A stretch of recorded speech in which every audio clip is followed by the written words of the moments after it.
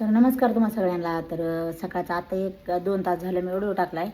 म्हणलं की आमच्या घरात पाणी आलं आहे आणि त्याला काय करावं ते कळा नाही, कुठंच सुख नाही.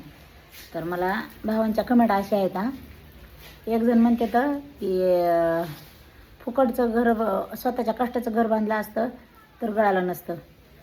फुकटचं बांधलंस, फुकटच्या पैशाने बांधलंस म्हणून तुला ते गळायला लागले. तर भावांना त्यांना सांगायची माझी एक हे आहे, दादा मी फुकटचं ना बांधलेलं, मरणाचं कष्ट केलं. आज 25 वर्ष झालं मी कष्ट करीते. तर हे तुम्हाला हे देण्याची मला काय गरज नाही, कारण की भरपूर जणांनी माझं कष्ट बघितलेलं आहे आणि फेसबुक चॅनल ह्याच्या पैशावर बांधला असं म्हणतात. हाही त्यांची पण मदत आहे मला, पण माझ्या कष्टाचं बी माझ्या त्याच्यामध्ये आहे. आणि दुसऱ्या भावांच्या कमेंट असे आहेत की वरून सलाब गळायला असेल. तर नाही दादा, सलाब गळायलेलं नाही.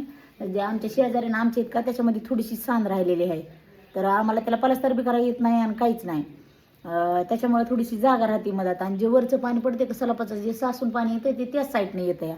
तर चौकून बाजूनं इकडून तिकडून जे पाणी येतं साईडनं ते 4 रूममध्ये पाणी येतं या. तर मोठा ब्लॉक बनवीन मी ह्याचा. आणि काही दादाचे कमेंट असे आहेत की पलस्तर करून घ्या. तर दादा माहिती का, जे मगाचे भाऊ म्हणले का मला की फुकटच्या पैशावर बांधले, तसं तुम्हाला वाटतं तसं मी असा मला एक तरी व्हिडिओ दाखवा की मी तुम्हाला पैसे मागितलेत की दादांनो भावांनो मला पैसे कमी पडलेत आणि मी कॅनर टाकायला लागले आणि मला पैसे टाका म्हणून. माहिती का, अशा लई जणांच्या भावांच्या बहिणीच्या कमेंट आहेत मला की ताई तुम्हाला पैशाची गरज लागत असली तर आम्हाला मागा. पण त्यांच्या सगळ्याचा मनापासून धन्यवाद. मला त्यांच्या पैशाचं घेणं देणं नाही असं नाही की ते बोलते तेवढं मनात माझ्या आदर आहे त्यांचा की त्यांचे पैसे मला घ्यायचे नाहीत, माझ्या कष्टाचंच करायचं आहे. कारण की मी जेवढं कमी जेवढं हे करेन मला इथंच ठेवून जायचं, मला सोबत घेऊन जायचं नाही. तुम्ही तुमच्या संसारात खुश आहेत, तुम्हाला वाटते की आम्ही पण मदत करावा, पण तुम्ही मदतीचा नुसता शब्द जर टाकला तर तुमचा धन्यवाद. आणि मी कोणाचे पैसे घेणार नाही. माझं जे कष्टाचं आहे त्याच्यामध्येच करेन. यंदा मी घर बांधलंय, दरवाजे टाकले नाहीत किंवा खिडक्या टाकल्या नाहीत, बघू शकतात मी आडवं लावलंय. घरात येऊन राहायला लागले, माझी राहायची परिस्थिती बिकट आहे. त्याच्यामुळे मी माझं असंच घरात येऊन राहायला लागले या. आणि दुसरी गोष्ट माहिती का, की मला कुणाच्या आयसनाखाली असं दबून राहायचं नाही. किंवा तुम्ही मला आयसन केला, एखाद्याचं कसं असते चहा पाजून त्याला निंद करायचं, तर मला कुणात निंद राहायचं नाही. माझ्या कष्टानेच मला करायचं आहे. आणि ते दादा म्हणत का फुकट फेसबुकच्या पैशावर तो बांधलंस, तर दादा तुम्ही पण व्हिडिओ काढा आणि तुम्ही माझ्यापेक्षा 4 ताळी बंगला बांधा. मी 1 ताळी बांधला, माझ्या कष्टामध्ये बाद झालं. तर तुम्ही फेसबुकच्या पैशावर 4 ताळी बंगला बांधा. जेवायला बनवायला जेवायला आम्हाला बोला, आम्ही आनंदाने येऊ. तुम्हाला वाईट कमेंट करणार नाहीत किंवा म्हणणार नाहीत तुम्हाला की तुम्ही असं केलं तसं केलं.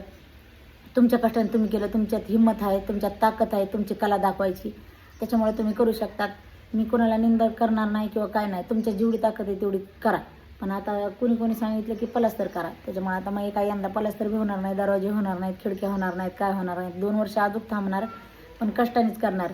तर चला भेटू पुढच्या ब्लॉगमध्ये. तुम्ही जे मला जे सल्ले दिले ते हे केलं त्यांचं सगळ्याचा मनापासून धन्यवाद. आणि मोठा ब्लॉग बनवून टाकणार आहे मी की 4 घराचा की काय माझी परिस्थिती आहे म्हणून.